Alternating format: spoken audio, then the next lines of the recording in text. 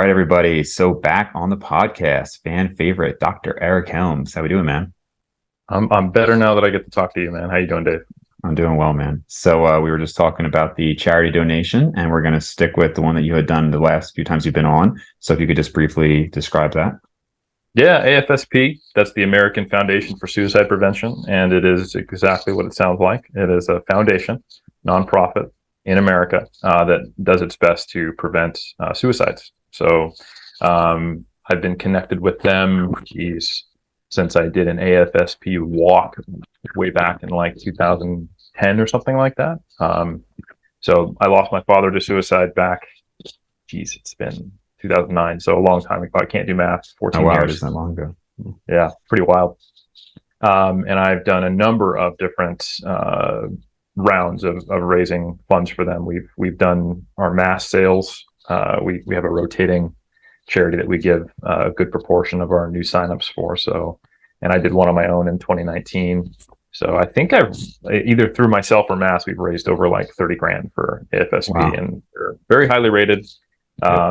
And they do a lot of good work. They have, prevention hotlines, they have fundraisers, they have education. So yeah, they do probably some of the best work in this area, and they're one of the biggest organizations. So I really appreciate your willingness to donate.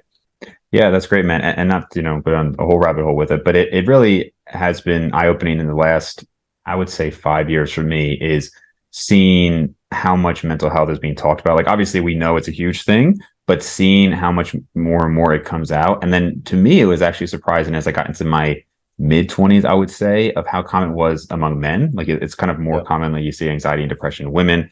I forget the exact percentage, how much higher it is. And overall it is higher, although suicide is higher in men. But even just like half of my friends have something in that area related. And I'm glad that it is at least more openly discussed these days.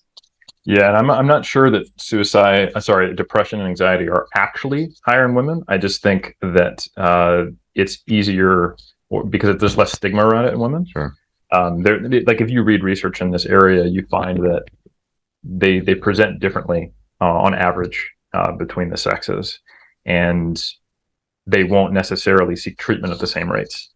Sure. So I think it should tell you something that the suicide rates are either higher or comparable between men and women. And sometimes it's more like the success rate, unfortunately, in men. Right. Yeah. Do we really then think that depression rates are higher in women if suicide rates are higher in men? Maybe we're just not actually picking up on them all. So there's still a stigma. There's still difficulty around talking about it in men, probably more so than women. And I agree, it is a really good thing that it's becoming something that is highlighted and more people are aware of it, and it's becoming destigmatized. I think that's a really important step forward for sure. For sure. Yep. And for everybody listening, we will have a link below for that.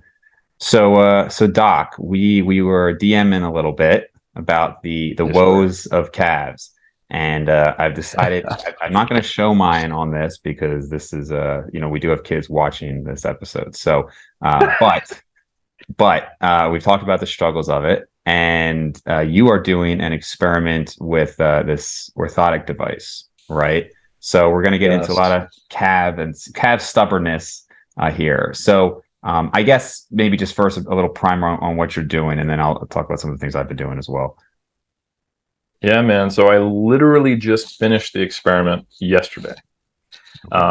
So what we did was based upon the studies, for those who aren't familiar, by Warnke and colleagues, who I think is a PhD student specifically investigating the effects of stretching on hypertrophy and strength in various avenues. There's actually been 7 papers published by Warnke as a lead author on this topic.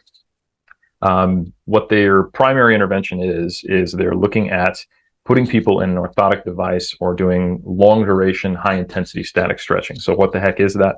Typically the intervention they use is for an hour being in a boot that looks very similar to a plantar fasciitis stretching boot that basically puts you into a manually stretched passive dorsiflexion. So your toes going towards your ankle. And then holding that, basically sitting in a chair with your knees straight, leg out in front of you at the same height as the chair you're on, stretching the calf. When you first get into the stretch, the participants are rating it as an 8 out of 10 stretch discomfort, with 10 being the maximal amount of discomfort they could tolerate. and then living there for an hour. And then looking over time at how that impacts morphological adaptations, as well as strength, as well as range of motion. And the really cool findings were that in recreationally trained people and athletes, not necessarily bodybuilders doing calf raises regularly, but I don't think it'd be unreasonable to expect that some of them probably do some calf training or jump around or things like that. So not completely untrained calves.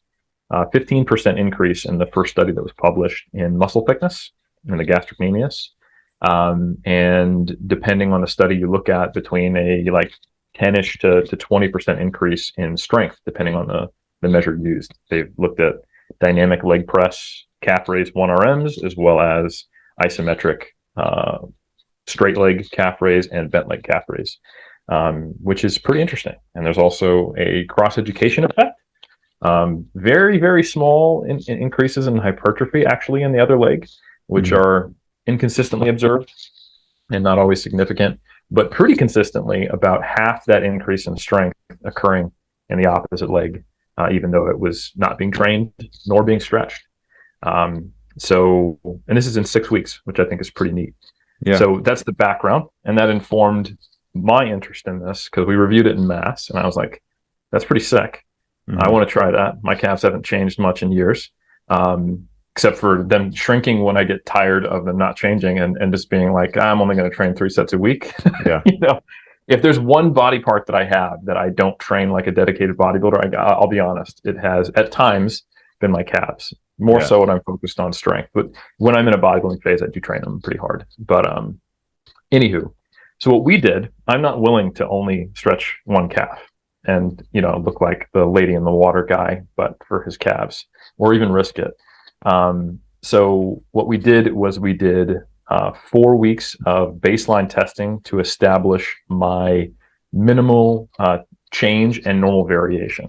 So anytime you're doing what's called a case study or a study on one person, where there's no comparative group and I'm not having my control leg as the control, you have to do something to establish some link between the intervention and the observed effect, or you're just kind of observing holistically all that happened, which is not useless, but it's not as useful as being able to provide some type of connection to the intervention.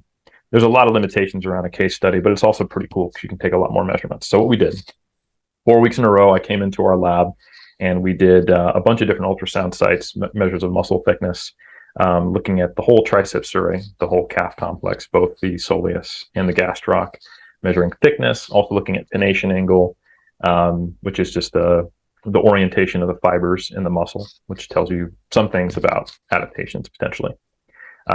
Mostly, I'll be honest, I'm interested in the thickness changes.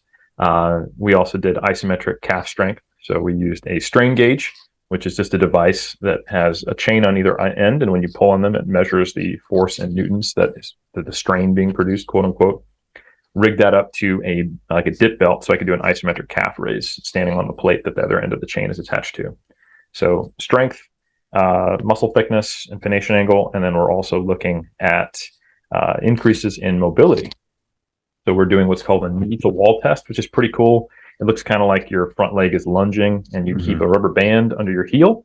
You stand on it's very low tech. It's pretty cool. You stand on a tape measure, and then you see how far away from a wall in front of your leg you can be and still touch your knee to it without your rubber band popping out. And it gives you, again, it's not like standardized against other people. So you kind of have to look at the individual change because limb lengths will impact, what your score will be. But anyway, looking at how my knee to wall changes over time. So we did 4 weeks of ultrasound baseline testing. That's our primary measure. And we just wanted to see what was my normal variation. So that's going to collapse the ultrasound user's ability to have variation. So it's going to have my normal day-to-day biological variation, or week to week, we should say, and any potential change that I was experiencing before I was stretching, just doing 20 sets of calves, which was what I had been doing for a little bit. So that was so if we saw more than a whatever variation we saw in those 4 weeks, we can call that like a real change.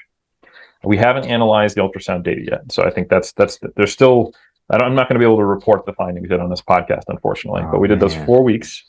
But I can plant the seed and make people very excited. And then that fourth week measurement was our pre-test. And then 6 weeks in, we did our mid-test. And then another 6 weeks later, we did our post-test. And then we waited a week, stopped stretching, and did a post test. So in total, this is a 17-week study, which is just how long they measured me for. And what I actually did for the 12 weeks was stretching each calf for 1 hour, 6 days per week. So I gave myself one off day and kept my 20 set per week training volume on calves, same modalities, just to see how they changed. And Were you the weaker? data that I say again. Were you weaker given that you were stretching so much? Like I imagine, well, you probably stretched after your workout, right? Yeah. So generally I would, for like the first 6 weeks or so, I stretched at night so that it wouldn't, potentially negatively impact my training, because I thought it would based upon the data we have. But eventually I started doing it probably 80% of the time at night and maybe 20% of the time in the morning while I was on a podcast. So I would sometimes train 1 hour to 3 hours after the calf stretching, and I didn't actually notice a decrease in performance. It was still pretty strong. That might be because I did 7 weeks in a row, so I'd adapted to it. But the cool thing, so some of the things I can just tell you straight up, the data we do have is we have the strength measurements, so my isometric calf strength, how that changed over time, and also my range of motion, and those things went up pretty substantially. So I put about 300 newtons on my isometric calf strength, which doesn't mean a whole lot to people, but it was basically a 15% increase in calf isometric strength. Okay. Is that right? Yeah, it's like 2,000 at baseline. Yes, that's 15%. Math is hard. And my flexibility went up by 3 centimeters, which is a fair bit on in the needle wall test, and I totally noticed that change. Yeah. Leg press, I was getting deeper. Squats, I was getting deeper. At home, I have sometimes I do a single leg press calf raise, and there's a part of the sled that my heel could theoretically contact. It never did before, but now at the bottom of those calf raises, my heel actually touches that sometimes. I also think my hamstrings got more flexible because I was, the position you're in to stretch the calf is basically like sort of like a sit and reach test, but you're not sitting and reaching forward. So I've started to occasionally touch the plate to the ground on RDLs, and I have good RDL form. I'm not actually letting my knees track forward, Right. So, yeah, I've definitely noticed increases in range of motion. My strength has gone up, and visually, it seems like my calves are bigger. The circumference measurements, we didn't get enough baseline tests to really have like an idea of like the variability. And I had to have 2 different people measure them because one was away because we didn't start this at the ideal time. So one of my circumference measurements was done like right during the holidays, and it wasn't done by the same person. So it's possible my circumference went up, but it's also within like the between rater variability we have. So how much was it? Can you say? Yeah, so it may be around a like 0.6 centimeter increase in circumference. So it's not huge, but it's not nothing. Yeah. So a few things. But again, that's within the error measurement. So I'm not sure if that's right. Yeah, sure. I'm thinking like when the pandemic happened and like everybody's on Zoom and it's like there's a joke like, are you wearing pants right now? Because it's all level up. And I'm just thinking like, Eric, are you stretching your calves right now? Like, is that You're never gonna know. So, and am I at all responsible for getting these circumference measurements? Because I remember DMing you and being like, please tell me you took some actual tape measure measurements. And you're like, well, I wasn't going to, but I think you took one or something. So you are, and it sort of worked out. So I happen to have gotten so ISAK, I-S-A-K, stands for the International Society of Sports Kinanthropometrists. I don't know how the A and the K fit in there. I always have to look at it, but that's what it stands for. And we do a regular certification, and this is basically standardized, high level, high reliability skin fold and tape measurements of people. So you have to go through a course, and you have to establish a very low variability in your measurements. So you have to do like 20 different profiles. So one of my students who's on this paper that this case study is becoming, his name's Kai Homer. He's doing research on bodybuilding. Great guy. And him and Dr. Alyssa Joy Spence were kind of collaborating on this case study. Kai became an ISAC certified kinanthropometrist, and I was one of his profiles, and it just happened to land like 9 days before our pre-test. So when you messaged me, I was like, well, I mean, I've been training 20 sets of calves. So we'll put in the manuscript so it's transparent. So it's not exactly the same day. Sure. So it was like 9 days prior circumference measurement. And then after you messaged me, we did a pre-circumference, a mid-circumference, and a post circumference. Yeah. But we didn't get the variability. That's the one downside. And when we look at those numbers, when it's a different operator, there's a large difference that I don't think is real. So the circumference measurements, we included them, but I don't think they are very helpful. And I just want to make sure I was mentioned by name in the paper. So absolutely, we'll have an acknowledgement, Dave McConey, for suggesting to do circumference measurement. But I think for people to kind of like, because you made a good point. Like, I don't know what this means to have an X percentage or an X increase in, on muscle thickness. I think the percentage increase should keep people kind of relative idea of change. Yeah. So the percentage increase in muscle thickness, that'll be the most precise measurement. That's the one that we have the kind of minimal real change data on for the 4-week period. And it'll be an interesting case study. I mean, I do want to caution people that case studies are highly limited. And just because it's Eric Helms talking about it on the internet doesn't make this study any less limited than any other case study that's out there. Right. I will jokingly call this the Brad Schoenfeld effect. It's not his fault. It's not a bad thing. It's just that he's probably one of the most popular researchers online in the hypertrophy area. But when you talk to your typical science interested person on the internet and you ask them about, hey, like, are you aware of the research on high loads versus low loads? They'll cite like 2 papers by Brad Schoenfeld and not know about the other 10 that were done. And they'll have a view of the literature based upon those popularized studies. Yeah. And it's not that it's not that they're misrepresentative studies that are bad studies. They're well conducted. And I'm really glad that, Brad does the work he does. But for someone to have a real actual picture of the true landscape of literature on a topic, they really need to read not just, 15% of the papers, right? Sure.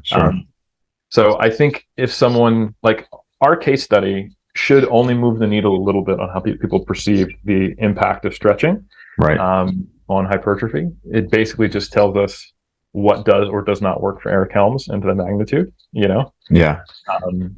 But it also gives us potentially some insights into whether or not this is a redundant or complementary intervention considering resistance training. That's what I was going to mention. Yeah. Because that's one of my issues with, and just side note, you're killing me that you didn't do the unilateral, man, because I'm 3 years into this unilateral experiment. We need the dedication.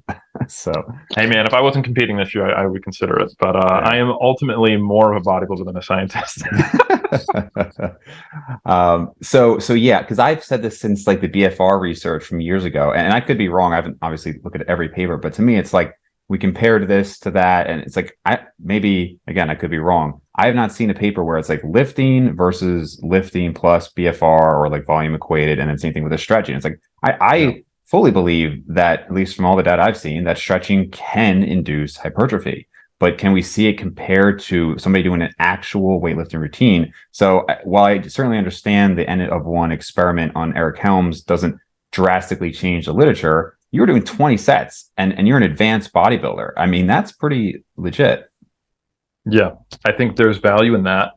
And I pushed for doing the post test, which I think is really interesting. So what that is that after the 12 weeks of stretching and doing 20 sets of calves, I went down to doing 12 sets of calves and not stretching, but still purposely training using a full range of motion, pausing at the bottom and a high RPE or close to failure. Mm-hmm. So still doing 12 hard sets of calves in a week with a full range of motion. And depending on what the ultrasound data shows us, this will tell us a couple things. One, do you need to keep stretching after you've got, well, hopefully I got some stretching induced, gains in calf size to maintain those adaptations, or is full range of motion resistance training sufficient? And then if the answer is no, we don't have great data because it's a case study. We don't know if it's going to drop from 20 to 12 sets. So I'd be really surprised if for 1 week, 12 sets wasn't enough to maintain the fitness you gained from 20 sets. So we'd have some inkling of idea of whether these are differential stimuli, or at least for a week's time, and whether it is sufficient to maintain it. And of course, there's confounding factors. Is there edema and inflammation from doing stretching and then dropping it that drop could be from? So it should be a lively discussion in the paper, even if it doesn't give us really, really firm answers. And this is one of those reasons why I think it's really important, if someone is curious on something, they need to dig into the research on it. Because, so for example, most people are aware of the first study that Warnke published, 6 weeks stretching one calf, not the other. What they might not know, though, is that there's actually 7 papers that Warnke has done like in the last year. And actually giving us some hints as to whether or not we think this would be complementary or potentially redundant or the same as traditional resistance training with a full range of motion. So there was one published just a month ago today in Frontiers in Physiology titled Sex Differences in Stretch-Induced Hypertrophy, Maximal Strength, and Flexibility Gains. And they replicated the first study on men, and they did it on men and women.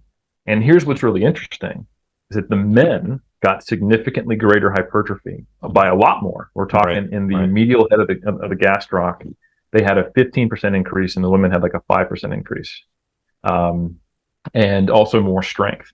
And when you look at the research on sex differences in resistance training, there aren't any on average. You see similar relative increases in strength and hypertrophy following resistance training in men and women. So if there's sex differences in stretching, that could be indicative that these are not exactly the same stimulus. That doesn't mean I know that they're complementary, and there's more work to be done here. Like, is this a sex difference, or is this a sex difference per se, and it's just that less flexible people gain more or are able to get a higher amount of tension out of stretching than more flexible people who have a more compliant muscle tendon unit? So I'd love to see a follow-up study in women and like rank ordering them by baseline flexibility. That'd be pretty cool. Yeah, I remember seeing that. It's like, it's always nice when you get a validation that like you're reading something and an idea comes, like, I think it's because of this, and then it's discussed. Because I was like, why would there be a sex difference? And I'm like, well, women are more flexible, so there's probably less of a stretch. And then I know that was discussed. So for sure, it's probably less of a stretch. I like that. That's a double entendre. So that's one paper that I thought that kind of gives hints that perhaps this could be a complementary stimuli. And there was 2 others. So they also, like, some people might be wondering why an hour per day. Well, like a good researcher, they actually did experiment with 1 hour versus 2 hours, which F me, bro. Like, I don't know if I can hang with 2 hours. 1 hour per leg was 2 hours. Imagine me spending 4 hours per day stretching my calf. I would have to. Oh, you didn't have 2 devices? No. And like, I was halfway through and I was like, I should probably get it. And I was like, it's only another 6 weeks. And then every week that went on, I just didn't do it. So my laziness made me have to work harder. As it often does. I got to ask about the pain, because the 1 to 10 scale is obviously so subjective, and like a week doesn't go by that I don't have a patient sitting in my chair very calmly telling me that they have like a 9 out of 10 pain. And I'm like, it's just, it's not possible that you are sitting here calmly with a 9 out of 10. But it's also almost arbitrary, because if we think of like a true 10 out of 10, like you're on fire and your limbs are being cut off, then everybody's at like a 4 below, right? Even extreme pain. So I guess it's 10 relative to what lifting related pain could be, essentially. Well, if you read the papers, the way they induced it in the same way that we modeled how I rate it myself, is that if 10 out of 10 is the most discomfort you can tolerate while stretching, you're going to an 8 out of 10. So it's not pain per se, although it is painful, and pain factors into it, but it's like stretch discomfort.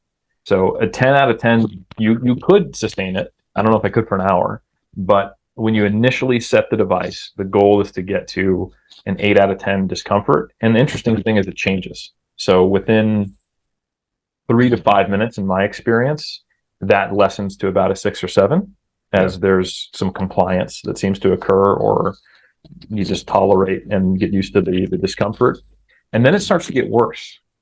So something they noted, and I was glad to see that I wasn't the only person who experienced this. There's a section in the discussion of the paper where they compared 1 hour versus 2 hours. And I'll just quote them right here. Because participants in our investigation reported initial numbness after approximately 10 to 15 minutes, blood hypoxia combined with a mechanical stretch stimulus could be hypothesized to be the underlying mechanism for adaptations. So that is exactly what happens, is around 10 to 15 minutes in, I start getting like tingling sensations, and it starts to get that painful pins and needles, and it starts to hurt again, as bad or worse than it started. And then you have another, 45 minutes. Yeah. So it's not fun. It's completely infeasible. I don't think most people are like, oh, I like to stretch. This is not fun. I don't think this is like, this isn't a cheat or a hack. Yeah. It's harder than just doing regular calf training. For sure. But that's also another possibility of why it could potentially be a differential stimulus to training, So it is a tension stimulus, but at the same time, we know that when you stretch a muscle, it compresses the microvasculature and you are creating a more hypoxic environment. And I don't think even with BFR, you could replicate that because it's an hour long, right? BFR, even if you're resting, say, a minute between sets and you do 4, we're talking 6 minutes, including the time to do the first 40 rep set and 15 rep sets after that. So it's if it takes 10 to 15 minutes, if the sensation actually matches to the, degree that oxygen's available, you're looking at a 45-minute hypoxic environment while you're putting a muscle on tension-induced stress. Yeah. So I think that's interesting. I don't know what that means. I don't know if that's actually the mechanism. We don't have good mechanistic data looking at this, but I think it might be something that could. I think there's reason for optimism as to why it could be complementary or at least different to resistance training as a stimulus. Were you able to go ahead. Like one of my issues with calf stretching is I'm always slipping, whether I'm standing on a stair or it's a leg press. Like it's always slipping on the shoe, and I'll do a 60-second stretch, and I probably have to reset 1 or 2 times. Were you able to get this device tightened where you're really able to just chill there and not like basically passively just sitting there and letting it do an 8 out of 10 stretch the whole time? Yes. And if you read if you read the papers by Warnke, they specifically indicate that it's an 8 out of 10 at the start, and if it goes down from that later, that's fine. They didn't adjust it. But at the start of the next day, when you do an hour, you get back to an 8 out of 10. And so that creates this progressive overload. It's kind of like as your loads go up when you're training at an 8 RPE, you just allow them to go up, but you keep trying to hit an 8 RPE. So it's kind of like progressive overload. Yeah. And one of the things they measured, so they did 2 different measurements of flexibility. They did not only the knee to wall test like we're doing, but also their orthotic device is a legit orthotic device that they actually custom made. Mine was a plantar fasciitis stretching device that looks very similar, that has Velcro, that I got on Amazon for $25. And then once I was able to get too much flexibility and the Velcro would not overlap, I put paper clips. And then once I got so much the paper clips weren't enough to hold it in place, I pushed pins through the sides. So I definitely jerry-rigged it. But their orthotic device, you can actually see the degrees. It basically has like a goniometer on the side of it. So they measured basically what's the position we can get you into acutely at the start and the end of the study on the stretching device, and that increased substantially. So you can see that the individuals in the study are going tighter and tighter and tighter and getting into more and more dorsiflexion using the device over time. Yeah. And I think, just to kind of go back to, you were mentioning, like, you've got patients who, if we could have a magic device that read the subjective experiences of all people and then compared them against the objective average of true pain, which I don't even think is a real thing. They're actually at a 4 out of 10 when they think they're at a 10 out of 10. Even if that is true for the stretch discomfort, the amount of stretch they had, whatever perception they had, was sufficient to induce a 15% increase in hypertrophy. Right, which is what's relevant. So it's possible that if I don't see adaptations, maybe I'm easily discomforted. Maybe that doesn't track with my life experience. I remember learning that I was doing BFR wrong because like I was asking people also, like, when your arms go, they start to go tingly and blue, and they're like, that's too tight. What are you doing, Eric? I'm like, well, I don't know. Like, I'm just making it as tight as I can in training. Like, and like, can you even feel your hands? Like, no, I can't. But so I have typically been someone who pushes it too far. Like Yeah. I've hurt myself in training, not been someone who um, holds himself back too much.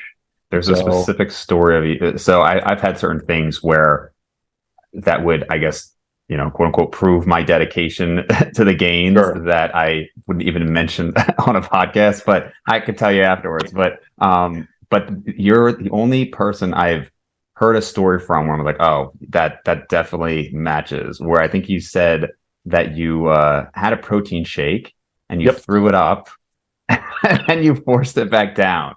And I'm like, yeah, that's probably on par with some of the stuff I've done. So, and I believe it. Yeah. I've done silly things. I think that is a true story. I don't think we should get into it because it's gross. But I wouldn't do it again.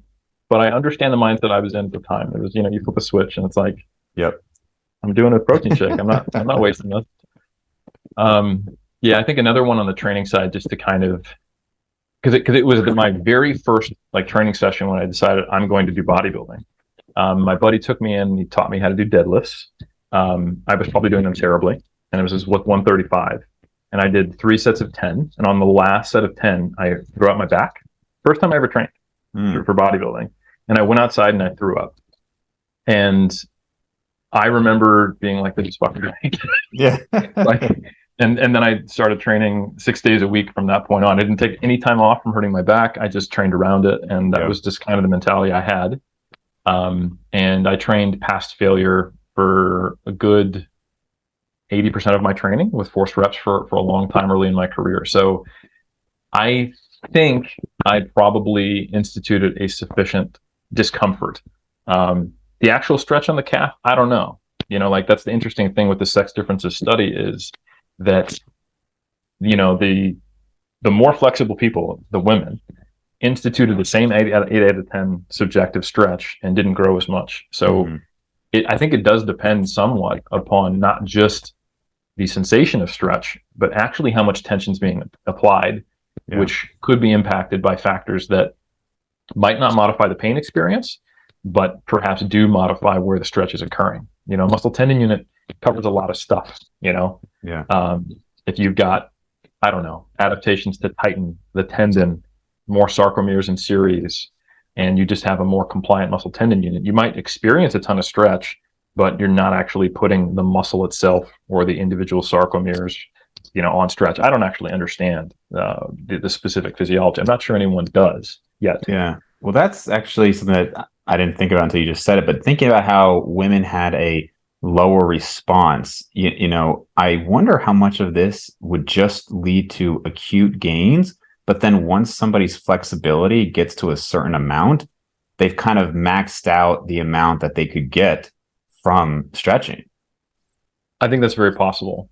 I will point out that the women didn't get no gains. They did have significant pre to post improvements. So it was around 5%, which is not nothing in 6 weeks. But it was just like a lot less than the large gains that the dudes got, Yeah. Like it might be that, if you start with a 12-inch calf and you have this potential of a 17-inch calf, like at some point you can pull out the trick of an extra half an inch from stretching, but then once you're super flexible, maybe there's just not much more there. I think that's certainly possible. And it may be one of those things. This is an option, and your less flexible muscles is something you can get a little more out of, and then you don't necessarily get more out of it. I don't know. The mechanisms are yet to be elucidated, but there is, like I said, a reason for optimism. And there's actually one other paper that Warnicki did, and I'm assuming this is I think it was all part of a PhD, because like there's 7 papers on the same topic.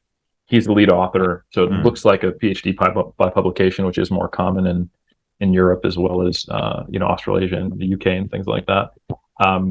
You typically start with like a research review, and then you go into some mechanistic work, or at least methodological work, I should say. Then you do some comparative studies, acute and then long term. And that's exactly, if you look at the spread of the studies, one of what I think was probably done earlier but wasn't published until a bit later, just depending on how long peer review takes, was a meta-analysis that Warnke did.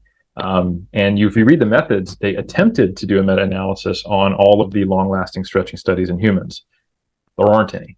Mm-hmm. So what it became was a long-lasting stretching-induced muscle hypertrophy in animal studies. So it has a lot of the, studied by Antonio on whales and like the weighted wing hypertrophy-inducing stuff. Yep. And I think there's 2 or 3 main points I want to make on that. Is one, they looked at not only muscle and fiber cross-sectional area, but also fiber number. Right. So hyperplasia, right?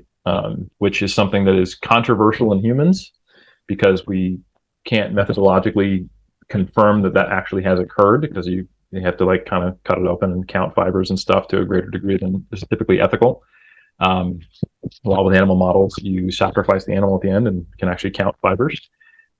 So the second point is so they were looking at these things, and to say these were large effects is statistically true, because a standardized difference of 0.8 or higher is large, but it drastically undersells the actual changes. We're talking like 4, 8, and 9 as the effects. So they're like 5 to 10 times a large effect size. Right. So, and that's increases in fiber number as well as fiber and muscle cross-sectional area. So they're huge changes. Right. Granted, this would be the equivalent of putting yourself in the calf boot past what you think your maximal discomfort is, because you're being tortured by researchers and you're an animal, and then staying there for weeks, not an hour. So right. I think for one, it kind of tells you there's probably some crazy dose response here that is more or less linear. I think 2, it tells you that it might be inducing hyperplasia, which may not be possible with traditional resistance training to any large degree. Mm-hmm. And I actually quoted an author in their meta-analysis. I've got it here, by McDougall. One possible explanation is that hyperplasia occurs only in response to a significant stretch overload that also causes muscle lengthening, and that conventional resistance training does not impose such a stimulus. So that's entirely speculative. And that was, I think McDougall wrote that in the 90s, if I recall correctly. But it's possibly true. So I think, unlike BFR, which I think, depending upon your stance on the role of metabolic stress and whether or not we really think metabolic stress is that much higher with BFR than traditional training, which is not as clear cut as it might seem. Like BFR, there's a world where we look at what's the actual mechanism for BFR, and we go, actually the autocrine and paracrine, interactions locally, they're not doing much. What it is doing is creating early fatigue, and with low loads, you're able to tap into high threshold motor units, and it's producing hypertrophy. It's possible it's not just that, but I would say there's a non-negligible chance that BFR is not actually different than traditional resistance training, and it is just kind of like a trick to get to effective reps, if you will, earlier. But I would say I have more optimism, and I think it's more plausible that stretching might actually be a unique stress than BFR. I don't have data to back that up, and that's probably why I'm optimistic, because I think there are BFR interventions where you don't see a difference even when it's added to traditional training. Yeah, well, I can definitely understand the logic there. I was going to ask about with BFR, because it's almost, when I hear people talk about it, there's almost this assumption like, it's not any better. It's just different, if there's injuries and whatnot. Are there papers showing that BFR added to traditional weight training did not provide a benefit? I have not. There are papers where they have added BFR to traditional training. There are not many, and there's not enough for me to. I can't recall them off the top of my head, which they are. And this isn't something that I've looked over in preparation for the podcast, so don't take my word as gospel. But to my memory, my best of recollection, there are a handful of papers, maybe handful, even overselling it. There's a couple papers that have done BFR plus resistance training, and they haven't found any advantage over just traditional resistance training. Okay. And I'm sure there's tons of, as Pac would say, terms and conditions that apply to those, papers and their limitations. But there is, to be fair, there is also one paper where they took powerlifters and they had them train front squats with BFR and compared them to powerlifters who were just doing normal front squats and back squats. And they not only grew more than the group that wasn't doing it, but they also got a significant increase in type 1 fiber hypertrophy. And that was a group in, I believe, Norway that showed that. And it was with a really low dose of BFR training intermittently. And these were already experienced powerlifters? Yes. Yeah. Competitive powerlifters, I believe it was the national team. So that to me is like, whoa, it's one of the only instances we have from a lab group that I think that the data makes sense and I understand it, because there are some Russian papers, but they're kind of impenetrable to some degree, where we've observed we've observed type 1 specific hypertrophy in response to any resistance training stimulus, which is interesting. But it does make you wonder, is this something that's a product of the fact that they were powerlifters, had never done BFR before, and this might just be this kind of one-time deal? Would we have seen that in bodybuilders who do a training across a broader rep range? I don't know.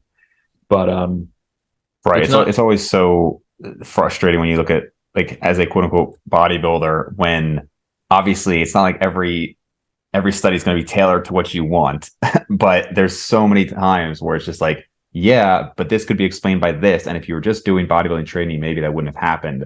And it's like, yeah, you can't just customize every study to how you want it, but it's frustrating from the outside, because like, I get a single study where bodybuilders just did this and answered the question, Yeah, and even if you had that single study, you wouldn't want to bet the farm on the single study, because we would need a couple different replications. So yeah, ultimately, I would say that there is anyone who is kind of closing the door on BFR being a unique stimulus, this is a bit of a tangent, is being premature, or anyone overselling BFR is being a bit premature. There is reason to be skeptical and optimistic, and we are not even there yet for stretching, right? The stretching stuff is really interesting. I'd be very surprised if it ended up doing nothing in trained humans, because the huge effects in animal models, and just as a reminder, again, all the studies on Wernicke are not untrained individuals. They're not necessarily bodybuilders doing calf raises every day, but they are recreationally active people who train, and athletes in most cases. So, yeah. Just regarding injury risk, because I had mentioned that I always had the issue with the calf stretching kind of like slipping. And actually only recently had I kind of come across on my step, I will allow myself to slip so that I'm stable against the floor. And then I'll kind of do like a RDL, and I'll just kind of go down and really get like an intense stretch, to the point that I hadn't, I don't want to say I hadn't experienced that, but I hadn't been able to stabilize that intense of a stretch for a full 1 or 2 minutes. And there are times where I'm like, I wouldn't be surprised if I tore something right now. Like, I wouldn't be shocked. So obviously you didn't over this period of time, but did it ever feel like this is maybe getting a little bit iffy? Early on it did. Yeah. And it was, I was nervous about training more than the stretching itself, because the increase in my range of motion acutely was pretty substantial. And then I'm like, okay, I'm at a new end range of motion, and now I'm going to go do like a heavy set of like 4x6 on calf raise on a leg press. Like, that's safe. And yeah, I didn't injure myself in the 12 weeks, which is great, but I was concerned. Like, this isn't like a graded dose response. Like, as a physical therapist, this isn't what you'd be like, let's add to your 20 sets 6 hours per week of stretching on calves. Like, I did a video on this for Mass most recently, and I said, look, if you want to try this, start with 10 minutes on your off days, because 10 minutes is a long stretch. Like, there's no reason we need to go with this hour-long stretching intervention just because it was effective in the literature. And there is actually a study where they did just 10 minutes a day during COVID in athletes, and Wernicke actually observed, they didn't measure hypertrophy for this one. Not all their studies look at that, but there's an article using daily stretching to counteract performance decreases as a result of reduced physical activity. And they used a calf board, which is just something you can tighten and increase the angle. So kind of like stretching it on a stair. And they just stretched one calf for 10 minutes per day at an 8 out of 10 discomfort on the calf board. And they had a 10% increase in strength and like a 3% increase in their single leg jump height. So not only did it counteract these athletes' decrement in performance from not being able to do conditioning training for their sport, it actually increased performance. And the control group saw a decrease. So the control group that was not doing anything and couldn't go to the gym and was stuck in their home during this COVID lockdown, they got poorer at jumping on a single leg and they got weaker in their calves. And I would have considered this a successful intervention if the group that was stretching just stayed at baseline. Right. But they didn't. Their strength went up 10% and their jump height went up like 3.2%. So yeah, pretty wild. For sure. And that's 10 minutes a day. So not an hour. 6 days a week or every day? 7. Every okay. Day. Yeah. So for reference, what was your starting circumference? Right around 40.5 centimeters. Okay. What is that like? I'll convert to inches because American. All right. So that is 16 inches. 16 inches. Okay. Pretty much right there. And then your arms are what, like maybe 17? Are we getting my Steve Reeves numbers in there? Yeah. Well, so I have 17-inch arms in the off season, and they get down to, when I'm leaner, like an inch less than that or something. Yeah. Yeah. And you're a little over 200? I'm 210 right now. 210. Okay. And I compete at like 180, just to put that in. Right. So you can understand how high my body fat is right now. Sure. So this will be a video I'm sure I will reference to many of the people for like the calf journey. So I'm going to take just a few minutes to just kind of go over things I have tried over time. Which I think you have more experimental coolness behind what you've done for your calves than I do.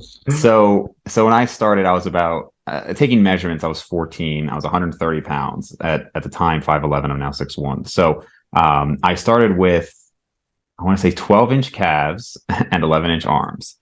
The biggest my arms have gotten soft, 17 and a half inches in the off season, no pump, but flex.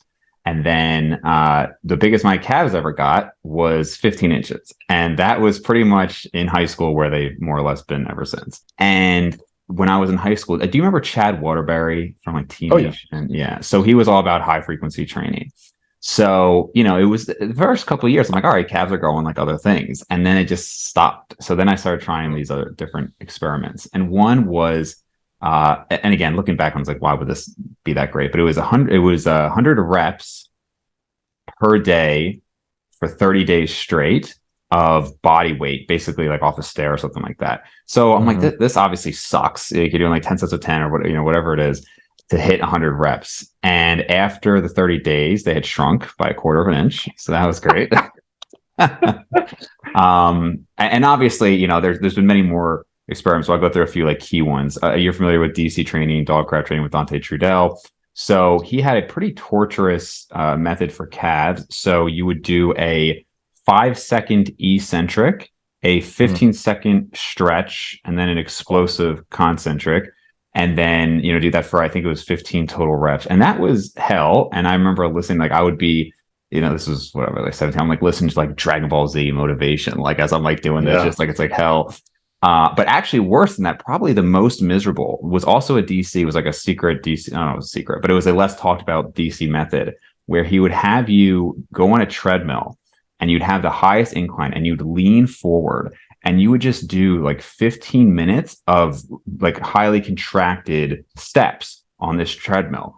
And you'll do it for 30 seconds, a minute. And you're like, this isn't that hard. Like obviously each isn't a failure, but that is a god awful 15 minutes. Like it's just very miserable. So that was probably the most miserable thing I had done for calves. My entire freshman year, I was on the. Did either one of those work? No, none of them worked. I think that we got to keep coming back to eat after each one, and yeah. So I think that's the conclusion for all of these: is none of them worked. My freshman year, I lived on the 9th floor, and I maybe like twice took an elevator. I always took the stairs the entire year, and I gained, like my freshman year, I gained like netted 7 pounds of lean body mass after I bulked up like 25 pounds, cut back down. 0.0 inches on the calves. So it's kind of amazing, and so. And then the most one I've talked about is the most, let's see, probably the last 2.5, maybe almost 3 years now. I've not done a single rep really, other than maybe like during my warmups for my left calf. And they have been to the 16th of an inch, exactly the same. So, and I would say on average, I'm doing about 12 sets of calves per week. I will say On maybe just this is one calf, though. just one calf. So Correct. the other one's nothing. Nothing. Wow. Obviously it's the smallest amount of stimulation from like leg curls, and I do like some sprints here and there, but no real calf Do you work. squats? I do squats. I don't do squats like I used to though, for other reasons. But I obviously think again there's some stimulus there. But I mentioned this with Jeff Alberts. It's like, well, if we're gonna say that it's able to maintain everything just from squats or like some bike sprints, then like what are we really doing? Like if that's enough, then it's kind of, I think it's a little silly. So it's been interesting. And I think Brian Borstein recently did an experiment with his arms. And I don't know if this would apply with other things. Like I've done a unilateral experiment with my thighs where I did all isolation exercises for my right thigh. And then my left thigh, I did those same isolations, but with added leg press. And it did make a difference. Within 6 months, there was a half an inch difference. So I'm definitely not trying to say like nothing matters. It's just, Sure. there's something Isn't total nihilism yet. Yeah. yeah. And Brian's still ongoing with his left arm only experiment, but he's actually seen growth in both arms since only doing so. Right.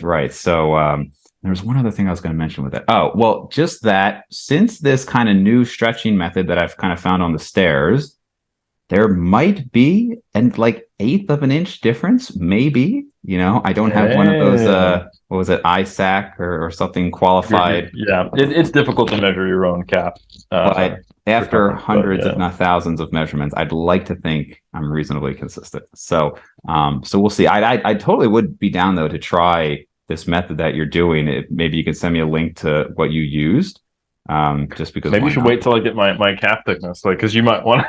Yeah, like if it doesn't work at all on me, you might be like, I don't want to use that device. Yeah. So just like a little history of all the craziness I've tried, because I know some people, they come into any of our content, right? You come into the content where that person is now, and you might think this is what they've always done, or this, and it's not like if I'm doing 6 sets of calves and I'm saying, well, they're not growing. It's not because I've only ever done 6 sets of calves and I just do them standard and that's it. It's like, no, there's a decade long or more history here of trying things. And this is just kind of where I am currently. So just as a reference for people. Yeah, same here. I've been training for, let's see, in June, it'll be 19 years. So that's okay. I thought we started at the same time. I started in 2005. So you might have been just a little bit before me. 04. Okay. Yeah, I started in 04. Yeah. So, but yeah, I mean, I think there are definitely some muscles that are going to hit their functional limit to the point where, maybe there's going to be, a gram every couple of years that's just never going to be measurable or, sure. And I think also we can't like something that I don't think most people outside of scientific circles are aware of is just how much there is in terms of variability within day to day. Like if we were to do a calf measurement, even with an ISAC person, and you were to do a set of 10 calf raises, or even walk up 3 flights of stairs, you might have like a 0.5 centimeter difference, Sure. So that can be the entire change that you might expect in a 6-week training period for someone who can grow calves but is still trained, So it's also even during the time of day for calves specifically, Brian and I both noticed, and like hopefully this isn't like a cardiac edema issue, but we have probably a half an inch of greater circumference on calves at night. So that's would make sense, that whole gravity thing. Absolutely, 100%. And like fluid shifts, differences in glycogen status, 100%. All that stuff can impact it. Like I've looked at papers because I'm interested in the peaking process for bodybuilding on how does dehydration impact muscle size, and being dehydrated can substantially reduce muscle size kind of across the board. Sure. Muscle is, depending on the person, between 70 to 80% water, right? So I think all of these things introduce a non-negligible amount of error. And when you get to the point in your career where the change is less than the error, you have to look at these really long time periods to really get anything. And there will be a point whether your interest is physique or strength, where you hit your last PR. And that's just it. And I think for that reason, people need to have much more, and this is a totally off topic thing, but they need to have a deeper connection to why they lift than simply, I'm just trying to always be bigger, so, or stronger, Sure. or they won't stay in the game. So yeah. Definitely. So when you had your recent AMA, I kind of jokingly was like, I hope you're ready for an entire podcast on calves, but we actually did it. We made the entire Yes, thing we on did. calves. So just to wrap up, before we started recording, we were talking a little bit about all you have going on this year.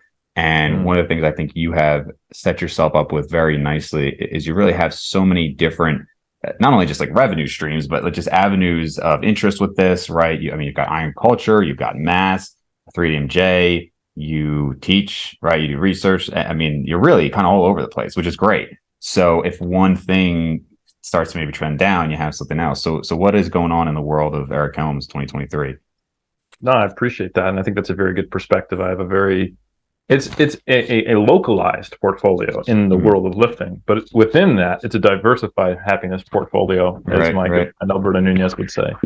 And I think importantly, if we're talking about what do people get out of this, is there's always people entering this space, and being able to give back to the community, reach people who are newer, who could very easily go down paths that would be worse off for their life, trying to help them find the right sources of information and better philosophies for why they're doing things, I think is an important service, and I have a lot of opportunities to do that. So yeah, I'm a research fellow at AUT, so I get the opportunity to mentor PhDs and master students to be the next group of researchers carrying forward, hopefully always better research that is more connected to the community.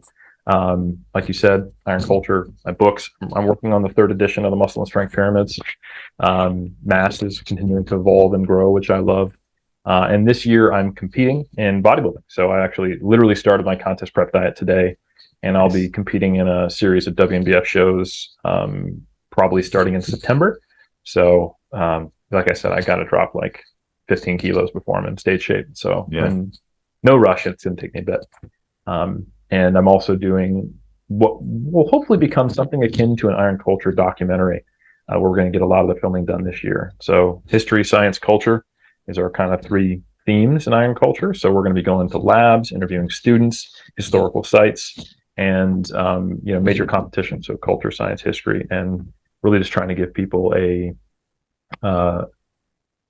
like an inside look into what is going on, and what kind of meaning is there, and what is going on culturally here, which I think is pretty cool. So anyway, I'm gonna have a lot of fun with all of that, and that results in me basically traveling more months out of the year than not, to a pretty significant degree. Yeah. You competed in 2022 or 21? 2019. COVID time suck is what's blowing. Wait, your comeback after 7 years was 2019? Yeah. What? There's actually 8 years. So I competed 07, 09, 2011, 2019, and now it'll be 2023. That just with that blew said, my mind. That was maybe 4 years. It might be because I compete in other stuff. So I did do Olympic weightlifting season in 2020, and then I did like a strongman comps in 2019 and 2020, and powerlifting. So I had like the year I did Highland Games, weightlifting, and powerlifting. And then I had a year, which was when the big lockdowns happened here, where I was making a full push towards powerlifting. So yeah, I had I was still doing strength competitive aspirations over the last few years. Yeah, which might feel like, competing. Because I was. Yeah, sure. Wow, man. Speedo. Well, that was awesome. Thank you for taking the time. I thought this was great. I probably imagine, but by the time we have this out, well, I don't know. When do you expect to have the actual result published? Yeah, we'll have to write a paper and actually submit it. So, like, realistically, we're looking at mid this year that there's actually a paper people can read. Okay. All right. So yeah, realistically, that's just the kind of the speed of published science. But I would definitely encourage people to take a look at the papers by Warnke. They're all open access. Jump on Google Scholar and just type in gastrocnemius, stretch, Warnke, Warneke, and there's a fair amount of studies that are out there that you can find. most recent one in Frontiers, I think, is probably the most interesting, the sex differences one. Yeah, cool, man. All right. Well, 3dmj.com or 3dmusclejourney.com, right? 3dmusclejourney.com. Yes, sir. And where else can people find you? Yeah, so if you head to 3dmusclejourney.com, that is the number 3, the letter D, musclejourney.com. You can find links to Mass, my books, the 3DMJ podcast, and also the Vault, where we have all our courses, both paid and free. And then Iron Culture on all podcast platforms. That's me and Omar and our various guests chopping it up. And then if you want to find out other podcasts I've done, like this wonderful one that I'm not hosting, but I'm a guest on, make sure to follow me on Instagram at Helms3DMJ. Awesome. Thanks again, man. Thank you.